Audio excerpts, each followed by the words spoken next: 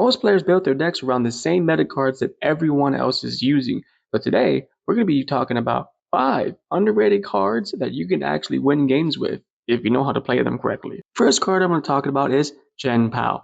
This card right here has an ability, it's called Snow Snake.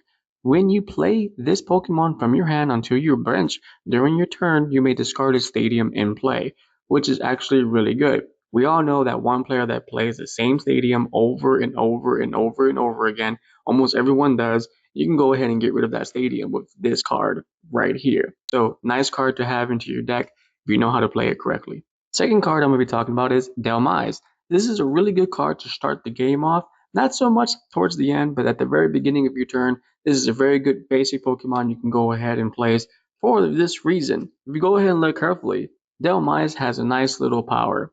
It's called Earth in Power for 30 plus damage.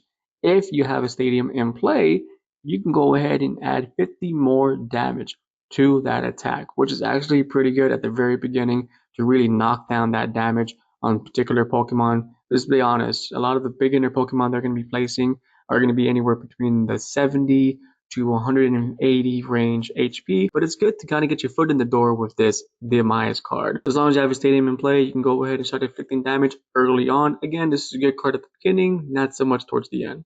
Third card I'm going to be talking about is Earthiness. This card right here is a dark type Pokemon with 150 HP, and for 2 energy you can get a Shatter attack for 50 damage, but that damage also comes with a discard a stadium in play. So again, just like the Chow Pao card, you can get rid of the stadium using this card, but here's the kicker.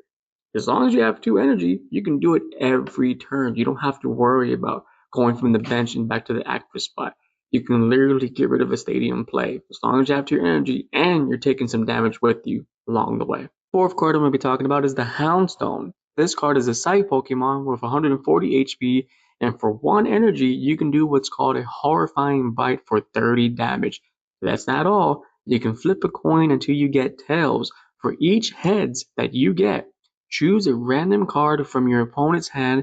Your opponent reviews these cards and shuffle it into their deck, which is actually pretty good. So, if you flip a coin and you keep getting heads, you keep going until you get tails. So essentially, you can knock out their entire hand and have them put it into their deck. Again, of course, if you're that lucky, but let's just say you get at least one. You're gonna get at least one.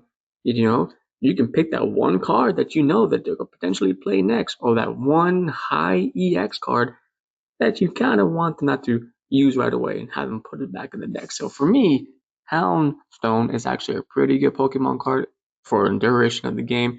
You can get rid of a lot of cards out of their hand. So the final and fifth Pokemon is going to be Scorch, which is a fire type Pokemon for 140 HP and for 2 coin flips. If you get a head, for each one you discard an energy for the opponent's active Pokemon, which is actually pretty good. So you're going to do 2 coin flips. Now this might go against you because you do 2 coin flips and you get tails, then all you're doing is 50 damage. But if you do 2 coin flips and get heads, guess what? That's 2 energies you're going to take away from that active Pokemon. That's very important because Pokemons like Charizard EX, like the one you see on the screen, only requires 2 energy to do its attack, and those attacks can be very brutal. So the fact that with this card right here, you can go ahead and knock out those energy cards away from that Charizard or away from any other powerful Pokemon is really good. I would consider this card a mid-term game play, not so much late term. This is a card you kind of want to have to kind of buy you some time, right? This card right here definitely gives me a buy me time until I figure out what I'm going to do next. Any card where you're allowed to take away energy is always good. Slows down the opponent, buys you time. That's what's all about. That being said, those are the 5 underrated cards that I picked out. If you would like me to build a deck around those 5 cards, I will go ahead and do so. Just let me know in the comments below. Other than that, thank you so much for watching. Don't forget to like, comment, and subscribe, and I'll see you all in the next video.